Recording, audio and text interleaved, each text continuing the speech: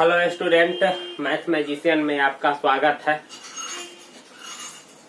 सबसे पहली बात है कि गणित का एक सवाल है मेरे पास। के का मान ज्ञात कीजिए यदि बिंदु A 2 3 B 4 K और C 6 3 संरेख है।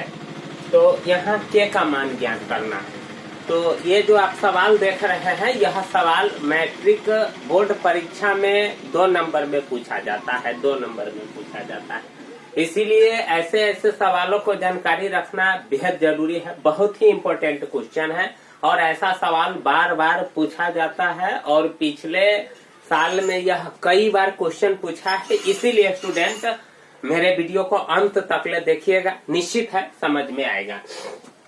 देखिए, सबसे पहला बात है कि कह रहा है कि बिंदु है, तो हमेशा जब त्रिभुज बनता है तो हमेशा 3 गो शीर्ष से ही त्रिभुज बनता है और 3 गो बिंदु भी यहाँ दिया हुआ है। तो इसका मतलब है कि इस जब संरेख है, संरेख का मतलब होता है सीधा। जैसे एक बिंदु यहाँ है, एक बिंदु यहाँ है और एक बिंदु यहाँ है, तो यह संरेख हो गया, एकदम सीधा हो गया।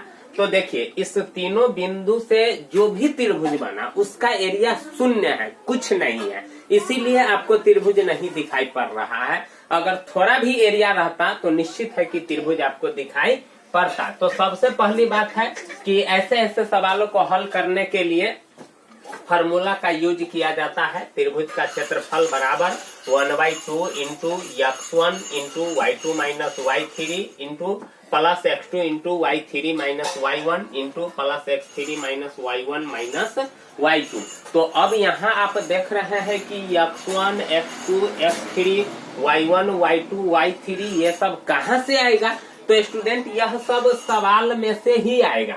जो बिंदु आप A देख रहे हैं उसमें x1 y1, दूसरा जो B बिंदु देख रहे हैं y2 यानी x2 y2 और C बिंदु जो देख रहे हैं x3 है y3 है। तो यहीं से हमको x1 x2 x3 y1 y2 y3 मिलेगा। तो सबसे पहले हम खोज लेते हैं कि x1 क्या है, x2 क्या है और x3 क्या है, फिर y1 y2 y3 खोजते हैं।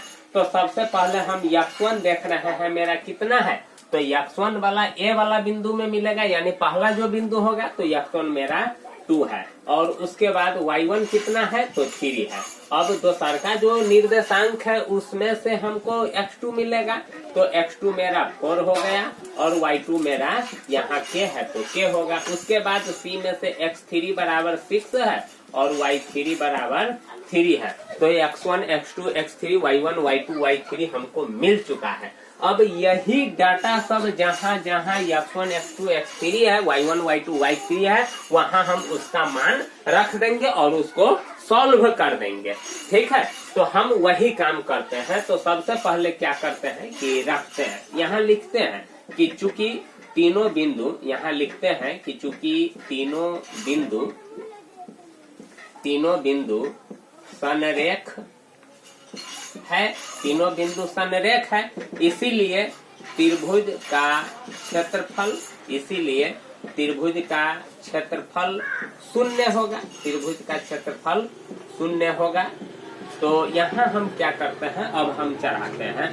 तो देखिए 1/2 इंटू x1 मेरा है कितना 2, तो 2 माइनस y2 माइनस y3, तो y2 माइनस y3, तो k माइनस 3 हो जाएगा। काहे कि यहाँ मेरा y2 k है और y3 3 है, तो y2 माइनस y3, तो यहाँ भी y2 minus y3 plus x2 मेरा कितना है, सो देखिए x2 मेरा k है तो k इंटू फिर उसके बाद y3 minus y1 minus y1, तो 3 माइनस 3 प्लस फिर x3 है मेरा 6 इंटू अब क्या हो जाएगा y1 minus y1 minus y2 यानी 3 माइनस के। अब जो डाटा जहां था उसको वहां रख दिए कि नहीं।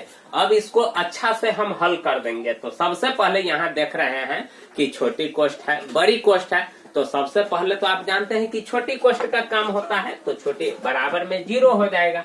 चलिए, अब एक तरह से यह समीकरण बन गया। अब जैसे समीकरण को हल करते हैं वैसे हम काम करेंगे। तो सबसे पहले छोटी कोष्ठ का काम करेंगे।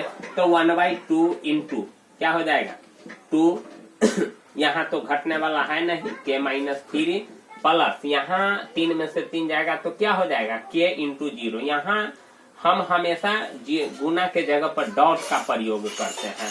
प्लस इसमें से भी तो घटने वाला है नहीं, तो इसको गुना कर देते हैं। यहाँ भी गुना कर सकते थे लेकिन गुना नहीं किए हैं, अगला टर्म में गुना कर देंगे। तो 6 18 माइनस 6 के बड़ी कोष्ट बराबर क्या हो जाएगा 0।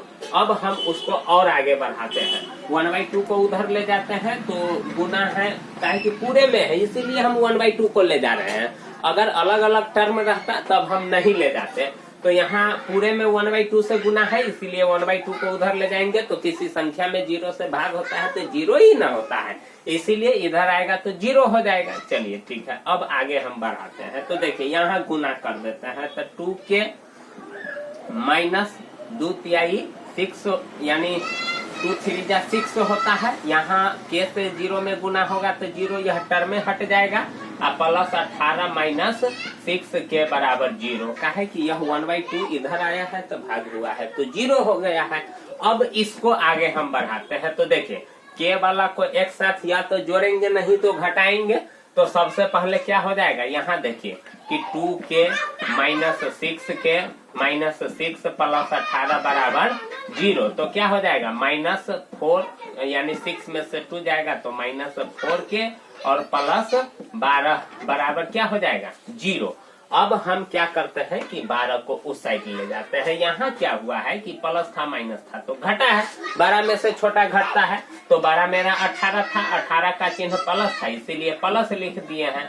अब -4 के बराबर क्या हो जाएगा -12। तो माइनस से माइनस खत्म, तो के बराबर क्या हो जाएगा 12/4। तो 4 तिहाई 12 इसीलिए के बराबर कितना हो गया 3। यही आपका आंसर हुआ। तो स्टूडेंट अगर आपको समझ में आए तो चैनल को जरूर सब्सक्राइब कीजिएगा, और जब मैट्रिक का एग्जाम खत्म होगा तो हम आपके लिए 0 से मैथ को स्टार्ट करेंगे। आपको निश्चित है कि समझ में आएगा। तो सबसे पहले प्लीज चैनल को जरूर सब्सक्राइब कीजिएगा और घंटी को जरूर दबाइएगा। और घंटी को दबाने के बाद ऑल आएगा, क्योंकि घंटी को जब ये दबाइएगा तो आपको 3 गो ऑप्शन आएगा। तो ऑल पर क्लिक कीजिएगा स्टूडेंट, सारा नोटिफिकेशन आपको प्राप्त होता रहेगा। इसीलिए स्टूडेंट चैनल को जरूर सब्सक्राइब कीजिएगा। थैंक यू, धन्यवाद।